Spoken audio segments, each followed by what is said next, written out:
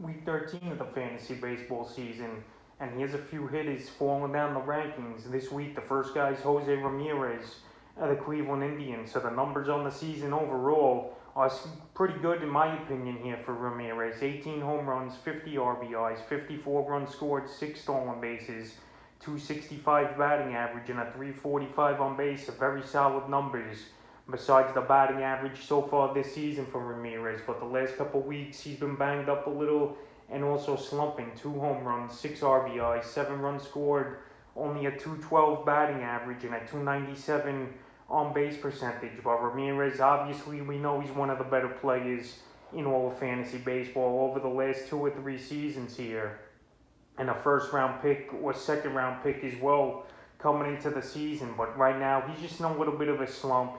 And obviously, this Indian team, their lineup's not as good as it was last season, where Francisco Lindor and a couple other guys that went to other teams in the offseason here. So the last few games for Ramirez: June 25th in Minnesota, 0 for 4. June 27th in Minnesota, 1 for 4 with a run.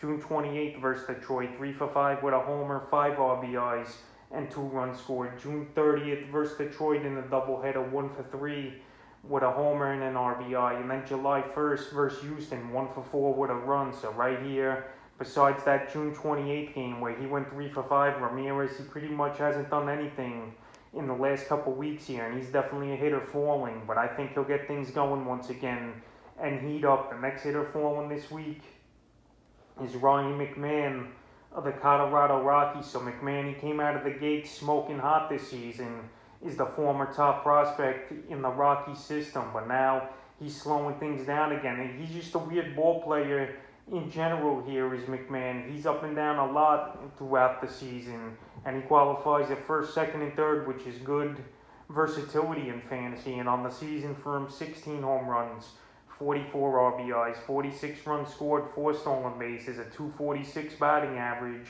and a 305 on base. So pretty solid numbers for him as well, besides the batting average. But the last couple weeks is in some slump here, is McMahon.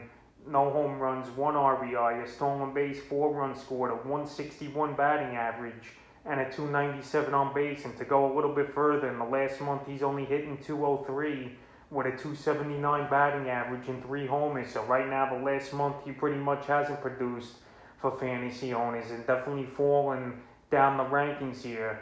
And he's been dropped in 3% of leagues so far this week as well as McMahon. So it's been a mighty slump.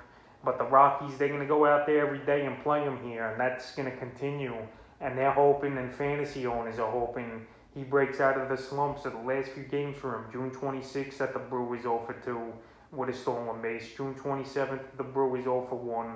June 28th versus Pittsburgh, 0 for 3. June 29th versus Pittsburgh, 1 for 4 with a run. June 30th versus Pittsburgh, 1 for 4. And July 1st versus the Cardinals, 1 for 3 with a run. So the only bright spot here for McMahon right now is he's got a 3-game hitting streak going. But besides that, he's not getting RBIs, he's not hitting home runs, and he's really not doing anything here for fantasy owners. And he's a player definitely falling this week. The next hit is Tim Anderson of the Chicago White Sox. So Tim Anderson, he's been a great shortstop the last couple seasons here in fantasy baseball, and on the season he's still having a pretty decent year as well. 6 home runs, 28 RBIs, 14 stolen bases, 43 runs scored, a 291 batting average, and a 326 on base percentage. But the last couple weeks for Anderson, he's just hit the skids here. No homers, 3 RBIs, 3 runs, a stolen base, 213 batting average, and a 229 on base. So the thing with Anderson throughout his career as well, he's a guy that really don't draw walks.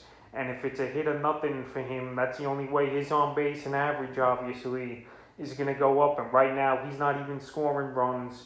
The average is low. And right now, he hasn't been a useful fantasy asset in the last couple weeks here. And that's why he's on this falling list. The last few games for him: June 26th at Seattle, 0 for 4. June 27th versus Seattle, 2 for 4 with a run and a bag. June 29th versus Minnesota, 1 for 5 with an RBI. June 30th versus Minnesota, 1 for 4 with an RBI.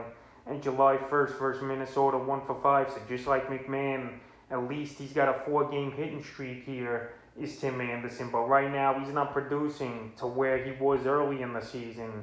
And he's a hitter definitely falling this week. The next hit is Chris Bryant of the Chicago Cubs. And Chris Bryant, in a contract season, he was off to the races in the first 2 months of the year, but now he's been a total train wreck for fantasy owners and the Cubs. And on the season, he still has 15 home runs, 41 RBIs, a 45 runs scored, 4 stolen bases, a 261 batting average, and still a good 347 on base. But the last couple weeks here, he's been doing nothing at all. 2 homers, 2 RBIs, a stolen base, 4 runs scored, an abysmal 0.59 batting average, and a 179 on base. And in the last month here, he's batting 120 with a 214 on base. So Chris Bryant, maybe the injury's been affecting his hitting and nagging him. And right now, he's been way below the Mendoza line and one of the worst players in fantasy baseball in the last month here after he got off to a roaring start in the first 2 months of the season. So the last few games for Bryant: June 24th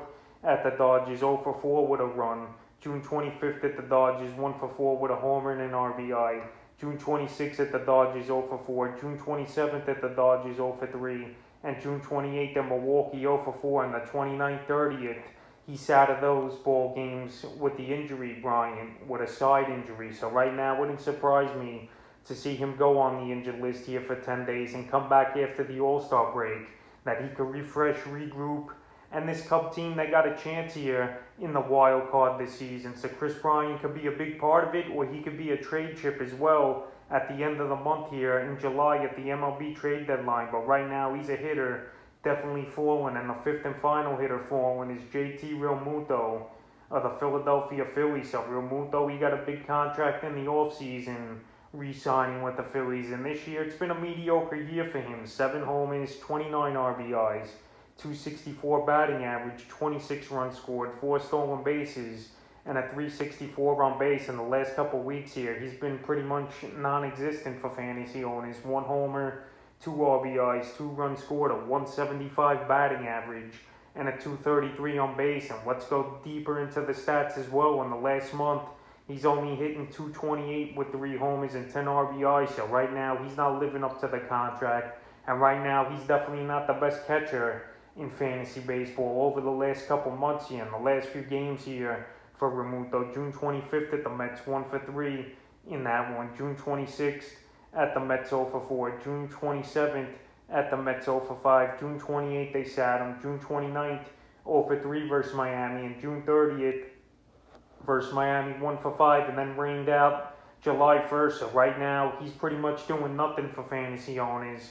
And he's definitely falling quickly down the rankings this week. He is Realmuto. But we know he's a professional hitter. We know he's could have one big month where he gets everything going again and heats up for fantasy owners. And this could be the month here, July, with the weather warming up and teams. This is after this first 70, 80 games. This is how you know what teams and what players are real here halfway through the season, and what they're going to do most likely the rest of the way. So I think Realmuto could break out of the slump. But right now, he's a player definitely falling this week. A few hitters falling here in week 13 of the fantasy baseball season.